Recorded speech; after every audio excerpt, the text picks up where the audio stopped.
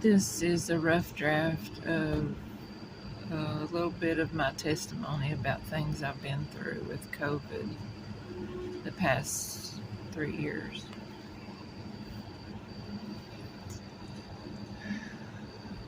Um,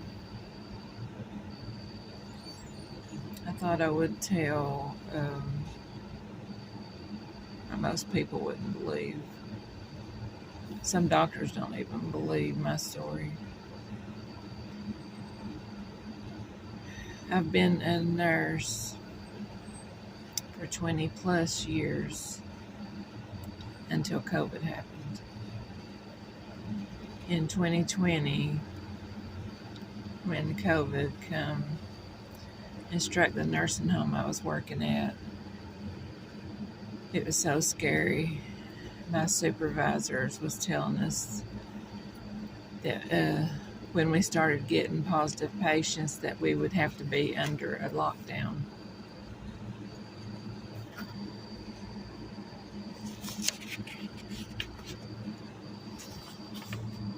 And that I would not be allowed to go home. That I would be forced to stay at work. But thank God it didn't come to that. But if we was going to be like under a martial law, I had a paper that would allow me to go back and forth straight to home and to work, and that's it. The National Guard was called, but they didn't enforce martial law. They helped at the hospitals. So at that time, we would have patients positive for COVID pneumonia, but we didn't know if they had COVID pneumonia. That means they had COVID. And not knowing any of this, and I remember when we finally got fit tested for the N95 mask, we would have to keep them in a paper bag with our name on it at the time clock, and we would put them there, and we had to keep them, reuse them for at least a week, 7 days. Like you use it 12 hours, take it off before you leave to go home, put the same mask back on, and we was reusing PPE. Patients were dying right and left like flies. And they was in regular rooms. There was no isolation. We didn't know what COVID was. Then when finally the facility started testing the whole facility, it would take 3 days, I believe, to come back then on everyone, even the employees, staff, patients. And they put a stop. The family members weren't allowed to come to see their families no more.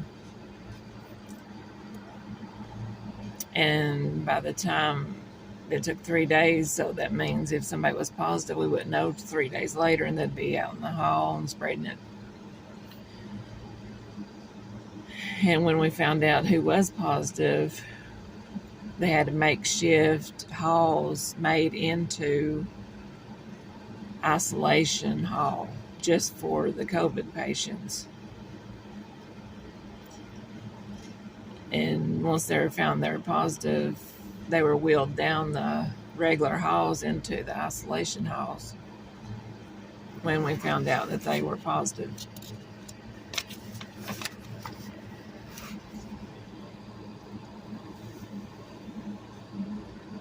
Sorry, it's taking me a minute. I wrote down everything because ever since COVID, I have a lot of trouble with my memory.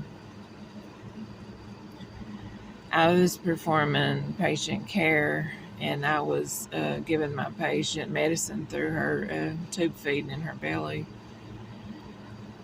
And she coughed in my face, and at that time we weren't required to wear masks and stuff in the rooms. And so eventually I started getting feverish. I didn't really feel that hottest thing with COVID.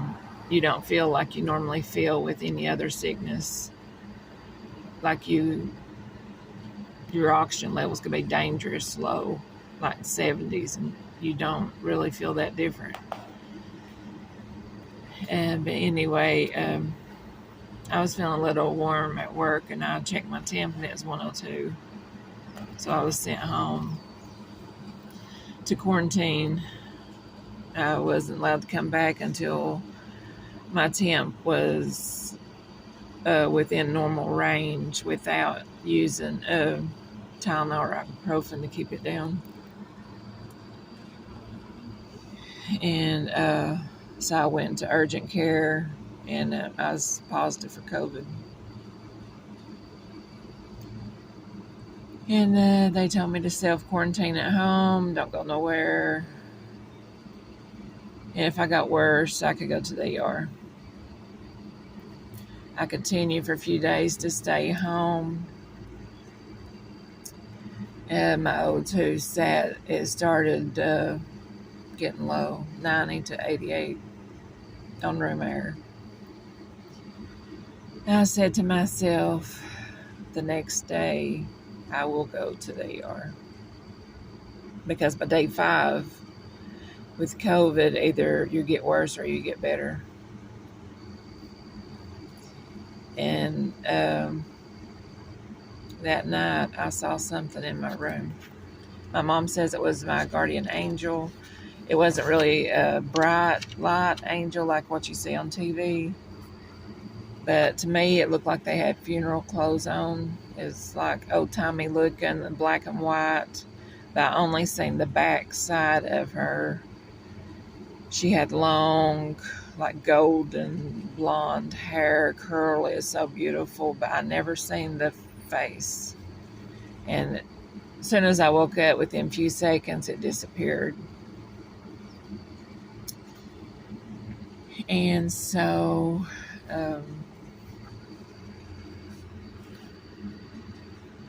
I went to the hospital,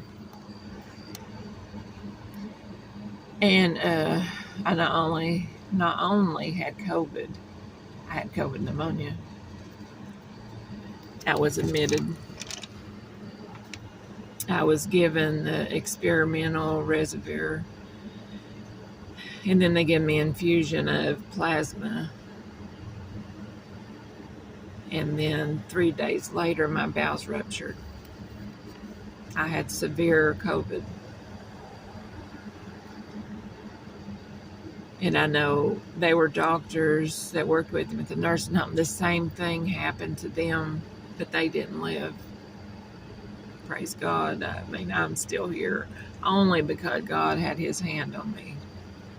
That is the truth. And they said, now COVID is the least of your concerns. But right before my bowels ruptured, I felt the pain of them rupturing. I begged the nurses. I said, something is wrong. I said, I'm no, how did I say that? I've had diverticulitis before, but I'm in the worst pain I've ever felt in my life. It's worse than childbirth. It was worse than diverticulitis. I said, I need something for pain, that, or I need to walk down to the ER. But I guess they didn't believe me, or they thought I was a drug seeker. And things need to change. They brought me Tylenol, which didn't touch it. A few hours later, I kept hurting. I said, I need something. I need to talk to your charge nurse or something, or supervisor. And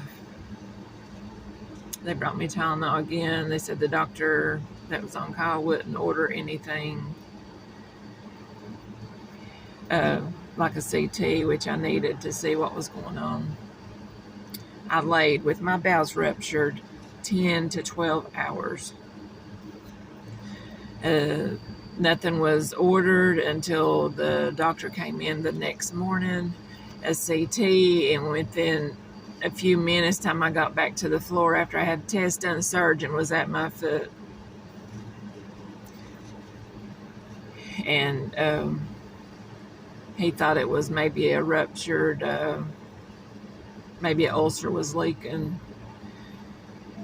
And he said when he opened me up, he thought it looked like salad. I guess I was hemorrhaging. And they said whenever they put me under that they would have to put me on the ventilator until my lungs got a little stronger. And they said I turned blue whenever they sedated me before they got the ventilator on me. My daughter said I was in surgery for several hours. I remember when I first woke up, I was so weak I couldn't even lift my arm off the bed to touch my face. I was on oxygen. I had a tube feeding in my nose.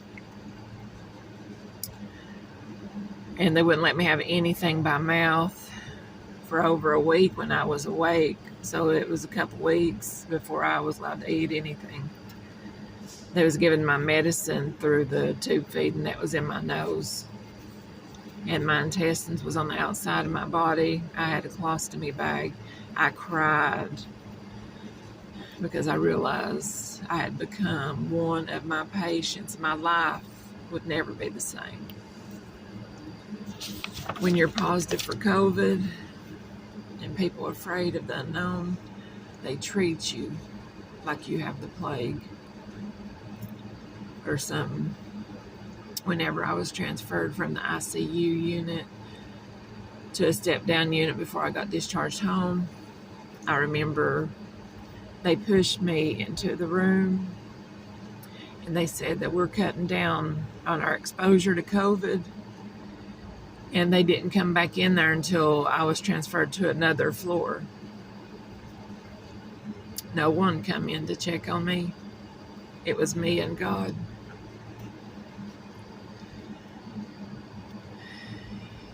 And I had nurses say, because they would have to bath me and turn me, because I was starting to get pressure areas on my back. And they said, why don't you just turn yourself over? I couldn't. I was so weak. I could not even pick my hand up. They don't understand. If they ain't been through it, they don't understand or care what you go through.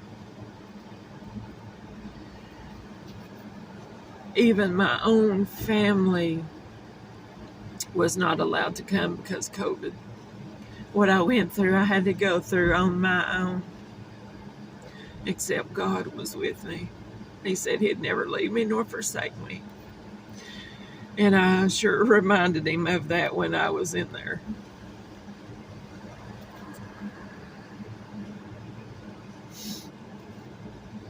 And a lot of patients died alone because they wouldn't allow nobody to come.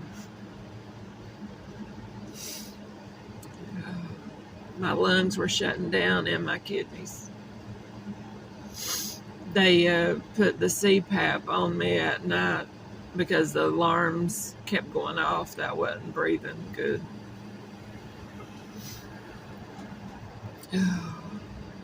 And I don't know what happened to my brain during all this, but I remember the doctor that I'd been seeing even before I got COVID, I could not remember his name.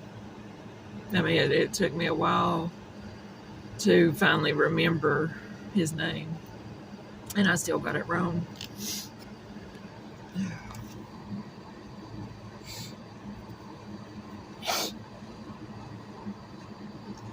I had encephalitis.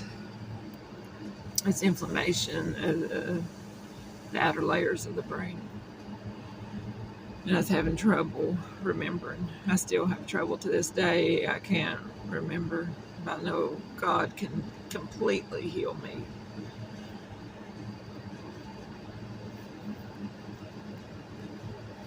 I was finding where I'm at here. I finally got discharged. No one would pick me up and take me home. My car was repoed when I was in the hospital, so I couldn't take myself because I drove myself to the hospital. And so my friends from work, who wasn't terrified of COVID, they come and pick me up, and I was on 4 liters of oxygen. I couldn't breathe without the oxygen. And my friends, they took me home. And I was so weak, somebody had to push the oxygen for me. And when I lifted my foot up to go up the steps in my house, I fell under the carport because I was that weak. Even sitting up on the side of the bed felt weird because I was just so weak. And I got up and I got in the house.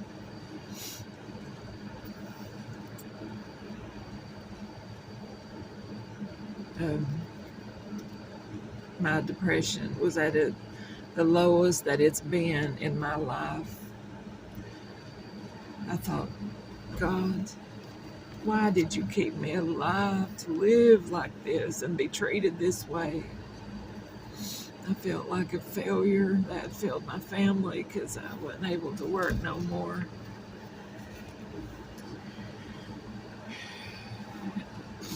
I know I started being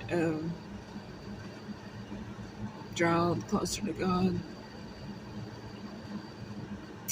I had a wound vac, and I could see them change when they changed the dressing on.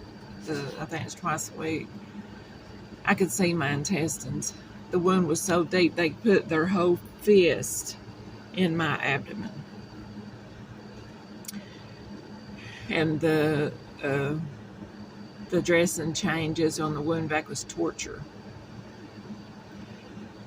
I would get active bleeding, hemorrhage, blood squirting out of my abdomen. I had to, I would soak it, I'd pour the saline in before the home health nurses came out. It was unbearable. I had to go through that every time the dressing changed. And eventually it healed. It was months. It was a long time.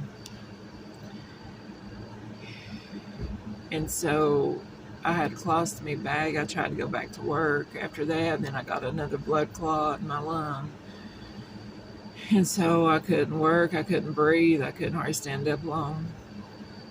And so I had to be off work. And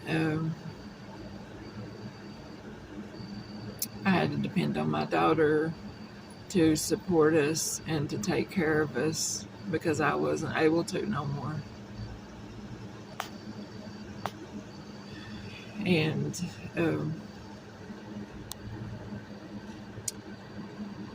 fast forward to about a couple of years, I had the colostomy. So I believe 2022, I believe. April. My dad passed away in April. The next month, May, I had the surgery where I had the colostomy reversed. And they glued the incision together. Then I started, I don't know, it just wasn't a good surgery this time. And, I got up and walked right the day of surgery and everything. And then I started running low-grade temps. And I called the surgeon, and They didn't think it had anything to do with the surgery. And I had to keep on and on and on. And I had to go to the ER because I was real sick. And because I hadn't thrown up or nothing since before my bowels ruptured. And